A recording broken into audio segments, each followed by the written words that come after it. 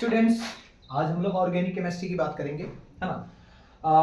11th standard की first class होगी organic chemistry की।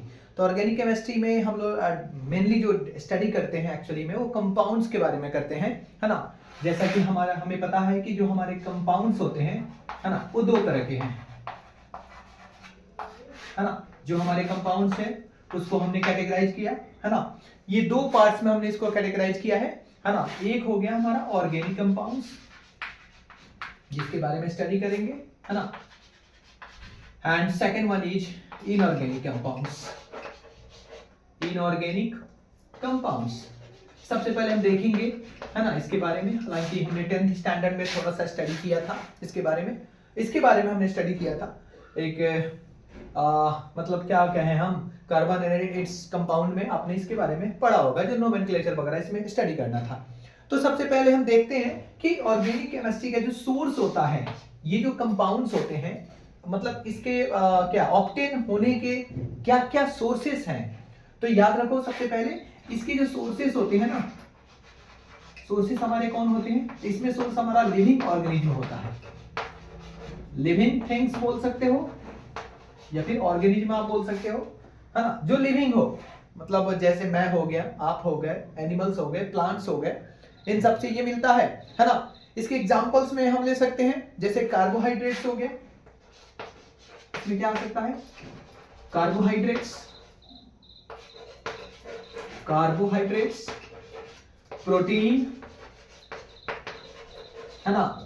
कार्बोहाइड्रेट हो गया, प्रोटीन्स हो गए। उसके अलावा हम फैट्स की भी बात करेंगे, और भी इसके एग्जांपल्स हो सकते हैं। अभी तो हम डिफरेंशिएशन कर रहे हैं, हम just doing differentiation between organic and inorganic. इसका अगर सोर्स लिविंग था तो इसका सोर्स क्या होगा, नॉन लिविंग होगा, डेफिनेटली नॉन लिविंग, है ना। इसके बारे में एक चैप्टर है, इसमें भी एक पार्ट इसका भी है केमिस्ट्री में, बट हम अभी इसके बारे में डिस्कशन कर रहे हैं, तो यहाँ हम इसके डिस्कशन ज्यादा नहीं करेंगे, है ना।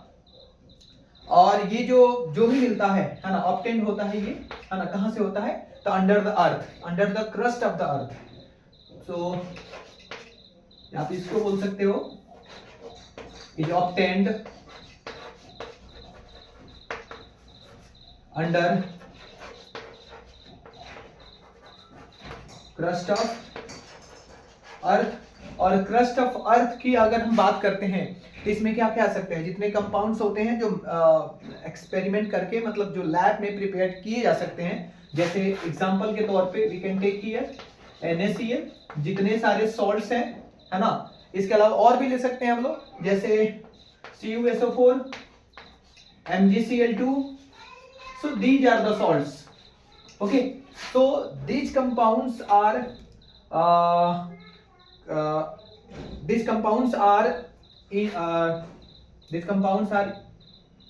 from inorganic compounds only। मैं ये मतलब बताने की कोशिश कर रहा हूं कि ऑर्गेनिक का सोर्स हमारा कार्बोहाइड्रेट है, प्रोटीन्स है, फैट्स है ना। ये सारे के सारे सोर्सेस कहां से आ रहे हैं, लिविंग थिंग्स से आ रहे हैं। लेकिन हम इनऑर्गेनिक कंपाउंड्स की बात करते हैं, ठीक है, तो ये सारे किस में आते हैं, under the crust of the earth. और under the crust of earth में कौन आता है, इसमें NaCl आता है, कॉपर सल्फेट आता है, MgCl2 आता है। इससे क्या हमें प्राप्त हो रहा है कि हम इससे जान रहे हैं कि जितने सारे सॉल्ट्स होते हैं वो सारे के सारे सॉल्ट्स किस में आते हैं, नॉन लिविंग में आते हैं। हमने ये चीज देखा। और एक और बात है, इनको डिफरेंशिएशन करने के बाद हमारे पास एक चीज है ना, कि हमने देखा कि ये तो सोर्सेस कहां से है, लिविंग थिंग्स से है। तो हमें पहले ये मालूम था, मतलब हमें पहले ये चीज जानकारी में था कि जो भी ऑर्गेनिक कंपाउंड्स की हम बात कर रहे हैं वो सारे के सारे जो बनते हैं वो बाय नेचर बनते हैं, कभी आर्टिफिशियली बने नहीं थे उस टाइम। लेकिन पहली बार, ये तो हो गया, आपने समझा होगा इसको, ये तो सिर्फ डेफिनेशन वगैरह था। अब हम देखते हैं आगे कि सबसे पहले लैब में जो पहला कंपाउंड ऑर्गेनिक कंपाउंड बना था, जब वो बना, है ना, तो एक तरह का हाहाकार मच गया केमिस्ट्री की दुनिया में कि भाई ये हमारे लैब में बन भी सकते हैं, ठीक है। हमने ये चीज देखा। तो पहला सिंथेटिक कंपाउंड्स जो बना था उसका नाम क्या था, urea. The first synthetic compounds which were formed or prepared in the lab, and the name was urea. The chemical formula of urea is, what is that, NH2 and here also NH2, दोनों side में तो ये हो गया और बीच में क्या है CO and this formula is nothing but urea, है ना।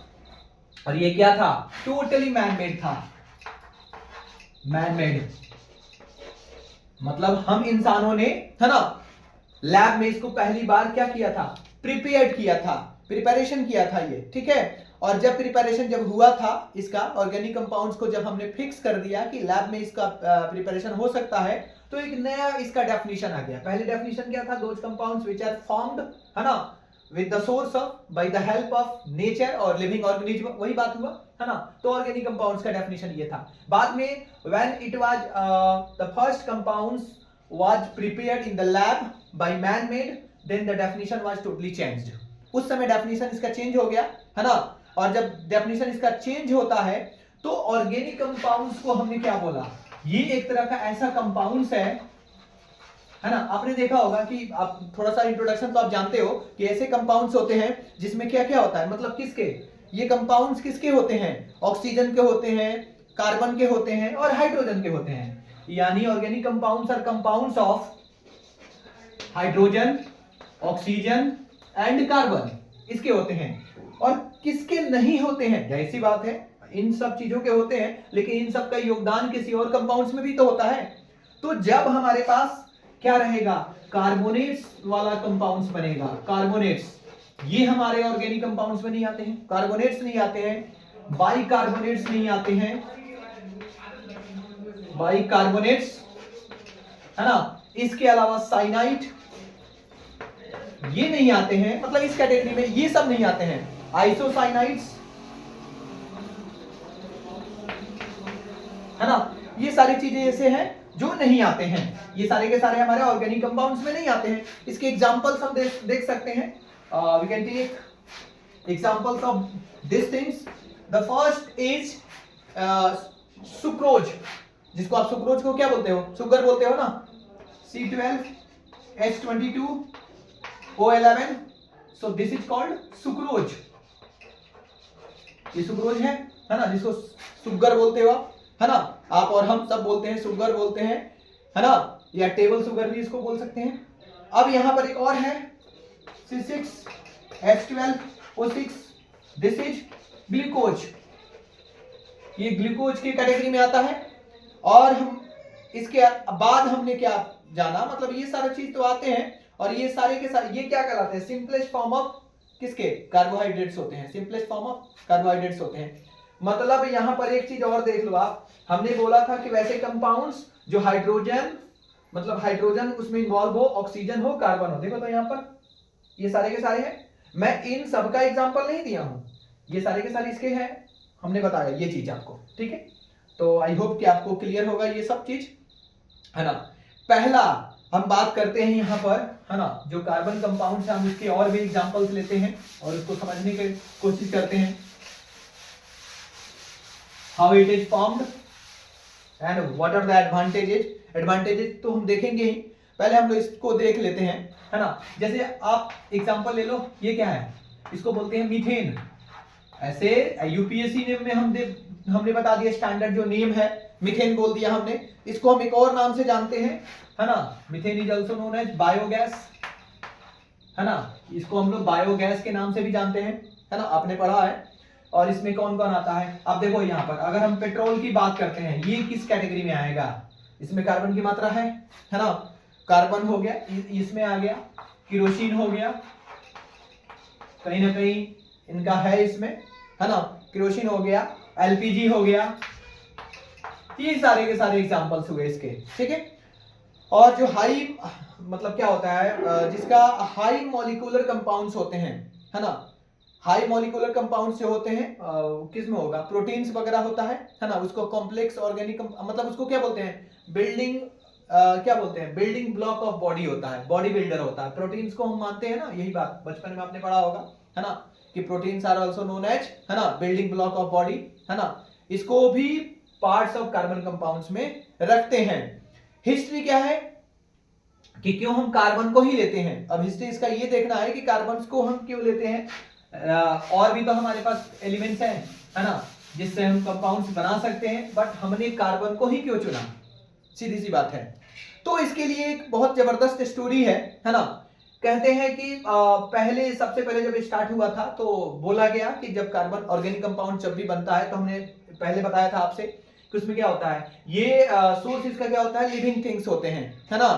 तो जब यहाँ पर ऑर्गेनिक कंपाउंड्स प्लांट में या एनिमल्स में इसकी जरूरत पड़ी, तो हमने क्या देखा, उसमें एक मिस्टीरियस फोर्स काम करता है, मिस्टीरियस फोर्स काम करता है ना। जैसे आप एग्जांपल, यहाँ पर एक और टर्म है वाइटल फोर्स, वाइटल फोर्स। तो पहले साइंटिस्ट क्या कहते थे, मतलब वाइटल फोर्स को बोलते थे वो लोग क्या, है ना, एक वाइटल फोर्स थियरी होता है जिसमें सिंथेसाइजेशन ऑफ ऑर्गेनिक कंपाउंड जब होता है ना, प्लांट्स और एनिमल्स के इनसाइड में, है ना, तो उसके लिए क्या जरूरी होता है, एक मिस्टीरियस फोर्स की जरूरत पड़ती है। उन्होंने क्या बोला कि there is a mysterious force,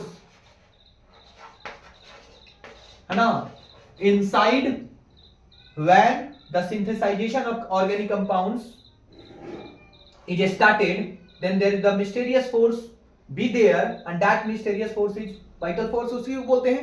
मतलब एक तरह का क्या बोलते हैं मिस्टीरियस फोर्स का, मतलब ये एक नेचर, एक गॉड जिसको बोल सकते हो, है ना, उनका देन है। तो उनका देन है कि नहीं है, हम उसके बारे में डिस्कशन नहीं कर रहे हैं, है ना। यहाँ हम ये डिस्कशन कर रहे हैं कि पहले जो डेफिनेशन था उसमें मिस्टीरियस फोर्स का नाम आया था, जिसको वाइटल फोर्स थियरी में हम लोगों ने रखा, है ना। और इसको क्या बोला हमने, वाइटल फोर्स बोला। इस फोर्स का नाम क्या रखा गया, वाइटल फोर्स। वाइटल का मतलब ही होता है इंपॉर्टेंट, बहुत ही इंपॉर्टेंट। तो ये चीज हमने इसमें देखा, जो इसका हिस्ट्री बताता है, और इस थियरी को जो प्रपोज किया गया था उसको वाइटल फोर्स थियरी के नाम से जाना गया, वाइटल फोर्स थियरी के नाम से जाना गया, ठीक है। अब इसमें जो प्लांट्स और एनिमल्स के अंदर में, है ना, क्या क्या होते हैं, प्रोटीन्स होते हैं, कार्बोहाइड्रेट होते हैं जो सिंथेसाइज्ड होते हैं, है ना। तो सब में एक फोर्स ऑफ अट्रैक्शन काम करता है, फोर्स ऑफ अट्रैक्शन काम करता है ना, की जरूरत पड़, मतलब फोर्स ऑफ अट्रैक्शन की जरूरत पड़ती है। जो भी उसमें सिंथेसाइजेशन हो रहा है कार्बोहाइड्रेट का, प्रोटीन का, उसमें एक फोर्स ऑफ अट्रैक्शन की जरूरत पड़ती है ना। तो साइंटिस्ट को उस समय ज्यादा नहीं मालूम था, स्टार्टिंग पीरियड था। तो सबसे पहले मिस्टीरियस फोर्स के बारे में जो सजेशन दिया गया था वो कौन था, बर्जेलियस था। उनका नाम क्या था, बर्जेलियस, है ना। और पहला कंपाउंड जो सिंथेसाइज हुआ था लेबोरेटरी में, बताया था हमने अभी अभी आपको कि यूरिया उसका नाम था। और यूरिया को सबसे पहले लैब में बनाने वाले का नाम क्या था, ओहलर, ओहलर नाम था उनका। बर्जेलियस ने सबसे पहले क्या सजेस्ट किया था, बर्जेलियस के अनुसार जब भी carbohydrate protein inside the body of plants and animals होता है, तो एक्चुअली में there is the mysterious force, जो फोर्स ऑफ अट्रैक्शन के नाम से भी जाना जाता है ना, वो काम करता है, उसकी जरूरत पड़ती है। बट ओहलर ने लैब में पहली बार यूरिया का फॉर्मेशन किया, है ना, और उन्होंने बताया कि नहीं, ये मैनमेड होता है, मैनमेड भी हो सकता है ना। और उन्होंने क्या किया था, एक्चुअली में उन्होंने अमोनियम सल्फेट और पोटेशियम साइनेट को लिया। अमोनियम सल्फेट बोले तो NH4, इसका होल 2, और सल्फेट की बातें हो रही है SO4, ही टेक्स अमोनियम सल्फेट। और क्या लिया था उन्होंने, पोटेशियम साइनाइड KCNO, बैलेंस कर दो, है ना, ये चीज बना। और उसके बाद से अमोनियम क्या बन रहा है, अमोनियम साइनेट बन रहा है, ये अमोनियम साइनेट CNO, ठीक है, अमोनियम साइनेट बना। और यहां पर एक और चीज है, यहां पर आप देख रहे हो, यहां पर क्या है, ये अमोनियम सल्फेट, है ना, और this is called potassium cyanate. क्या नाम है इसका, साइनेट, इसका नाम क्या है, पोटेशियम साइनेट नाम है, ठीक है। और यहां पर जो रिएक्शन हमने देखा वो एक्चुअली में ये क्या है, इसको हम लोग क्या बोलते हैं, इसको हम लोग कार्बन कंपाउंड्स के फॉर्म में कंसीडर नहीं करेंगे। रीजन क्या है इसको नहीं कंसीडर करने के लिए, जैसे हमने बताया था, यहां पर आप देखो, यहां पर ये क्या है, ये कैसा है, आप देख रहे हो ना, अमोनियम, ये क्या है, N2NH4, ये 4 है एक्चुअली में, 2NH4CNO, ठीक है। तो इसको हमने क्या बोला था कि अमोनियम साइनेट है, और यहां पर अमोनियम साइनेट को हम कंसीडर नहीं करेंगे as carbon compounds as earlier we